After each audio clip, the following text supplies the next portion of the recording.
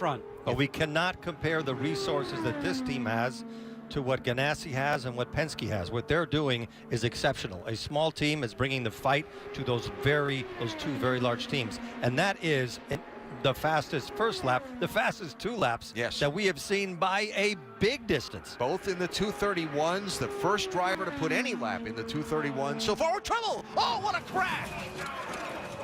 What a terrible crash!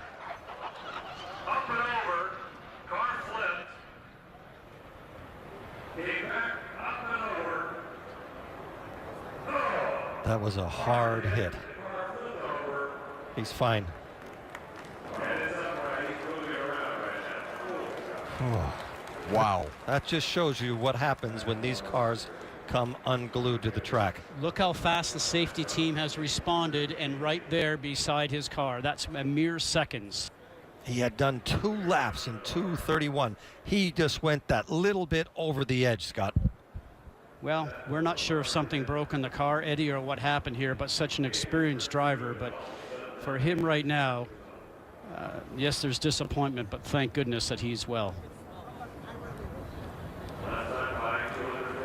These cars are designed to take a lot of impact, and also the softer wall absorbs a lot of that.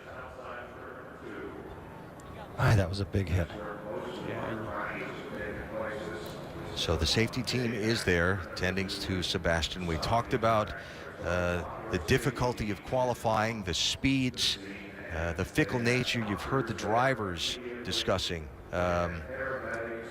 what the ride is like for them, and now you've just seen the visual evidence. The man who had gone the fastest of anyone today with just a brutal hit, and we continue to watch and hope for good things for Sebastian after just an incredible contact with the wall. And his team looking on.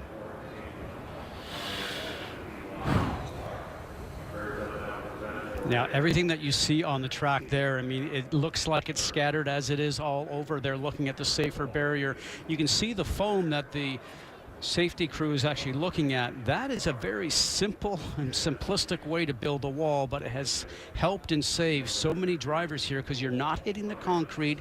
We mentioned it before, the safer barrier, steel and foam energy reduction, something that was pioneered by the Hulman George family, the Indianapolis Motor Speedway, many years ago. It is now free to be used around the world. All NASCAR tracks are now using it, but give our hats off to Tony George and the group back many years ago that wanted to go and build a safer wall, and they've done it, and it has helped and saved many drivers. And the sole purpose of that wall is to absorb as much energy as it can so it does not go into the driver.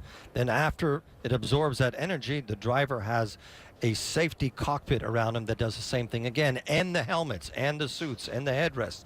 So much work has gone into making these Indy cars as safe as possible because, unfortunately, what we just saw happens. Now, how would you like to be Rossi now, next in line? And as a driver there, you can see that the 6-way safety harness, the black belts that are actually going over his shoulders, a couple around the waist, obviously, 2 coming up through the legs, a 6-way safety harness. The helmets are designed today to help and absorb the impact. It's amazing how safe motor racing has become over the years. And we talk about that head surround, where you see where it says the Napa safety there, that yellow head surround, that black foam that you see that's around the driver's helmet right now is all special state-of-the-art foam. It's been designed here by the safety team within IndyCar, something they've been working over for the last 5 years. And the cockpits are safer today, Eddie, more safer than whenever you and I drove. And what you have to recognize in IndyCar is that you don't reach a level of safety and you just stop developing. They are continuously trying to find things to make it safer, and they do a great job at this. So all of the safety apparatus still does not alleviate the concern for the driver. As you see the safety team there from the Indianapolis Motor Speedway continuing to work with Sebastian. He is still in the car. A vicious crash off turn number 2 has the red flag out in 500 qualifications.